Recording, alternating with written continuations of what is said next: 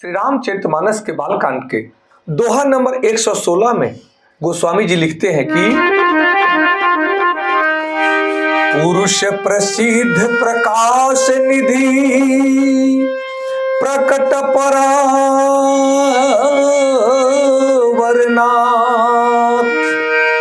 रघुकुल मणि मम स्वामी सोई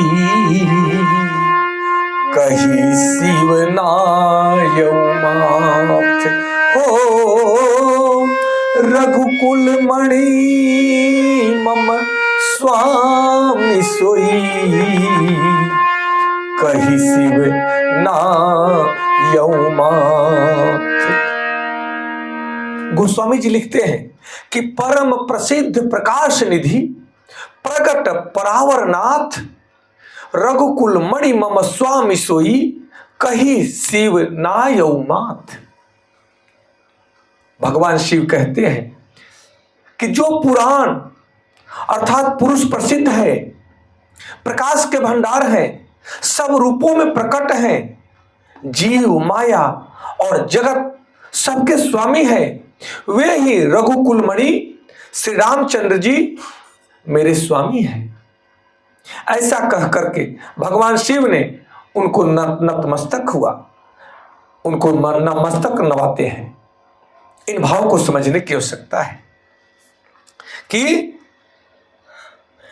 जिन भगवान का वेद वर्णन करते हैं, जिन भगवान का ज्ञानी जन गुणगान करते हैं, जिन भगवान का मुनि जन ध्यान करते हैं, वही परम ब्रह्म भक्तों के कल्याण करने के लिए अयोध्या में भगवान श्री रामचंद्र जी के रूप में प्रकट हुए हैं।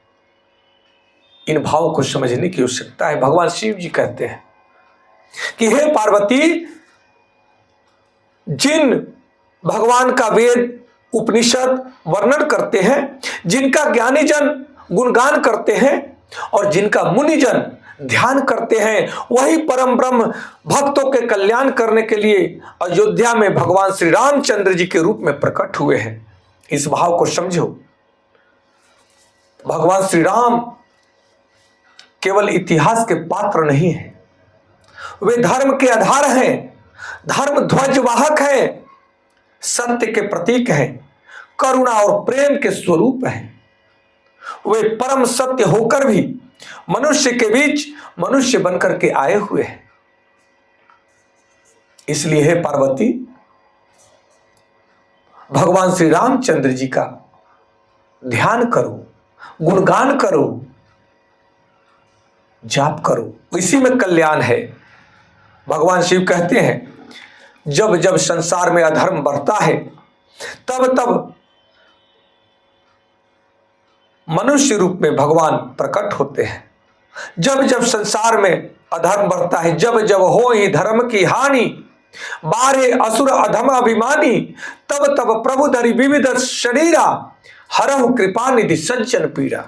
यानी जब जब संसार में अधर्म बढ़ता है, जब जब मनुष्य सत्य से दूर होता है, सत्य की हानि होती है, तब तब भगवान विभिन्न रूपों में मनुष्य के रूप में आकर के जीवन जीने की सही दिशा दिखाते हैं। इन भावों को समझना है। आज की दुनिया में स्वार्थ बढ़ गया है, तनाव बढ़ रहा है, मनुष्य भीतर से टूट रहा है, सबके अंदर बेचैनी है, क्रोध है, अहंकार है। परंतु भगवान श्री रामचंद्र जी हमें सिखलाते हैं कि जिसके अंदर स्वार्थ बढ़ गया है, तनाव बढ़ रहा है, जो भीतर से टूट चुका है, जिसके अंदर अहंकार है, क्रोध है, जलन है, वह व्यक्ति कभी सुखी नहीं रह सकता है, कभी ऊंचाई को प्राप्त नहीं कर सकता। अगर ऊंचाई को प्राप्त भी कर ले तो वह वहां सुखी नहीं रह सकता है। भगवान श्री रामचंद्र जी हमें सिखाते हैं कि कठिन परिस्थितियों में भी सत्य को कभी मत छोड़ो, अपने मर्यादा को कभी मत तोड़ो, प्रेम और करुणा से कभी विमुख मत होना, क्योंकि यह सच्चिदानंद स्वरूप का आधार है। इन भावों को समझना है। यही जीवन का असली विजय है। इसके बिना जीवन है नहीं। सत्य, मर्यादा, प्रेम और करुणा के बिना सृष्टि का सृजन हो नहीं सकता है। इन भावों को समझना है। भगवान शिव जी हमें आध्यात्मिक गहराई को बताते हैं।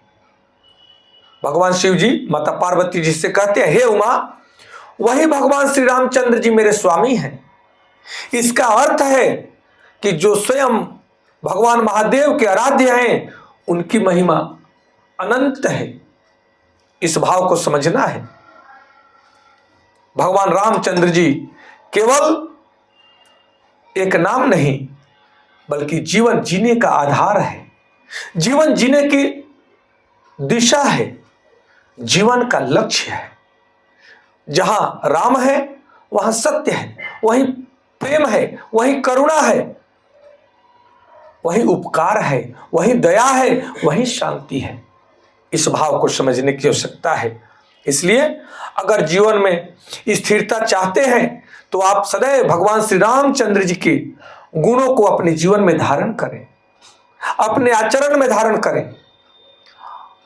जो उनका गुण है, विनम्रता, सत्य, सेवा, करुणा, मर्यादा में रहना,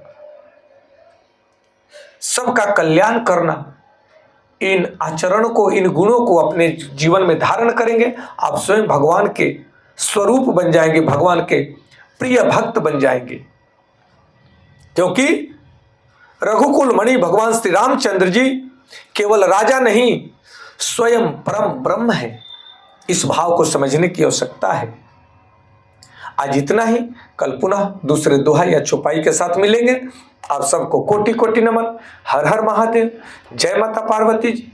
जय सिया राम, जय सिया राम, जय सिया राम।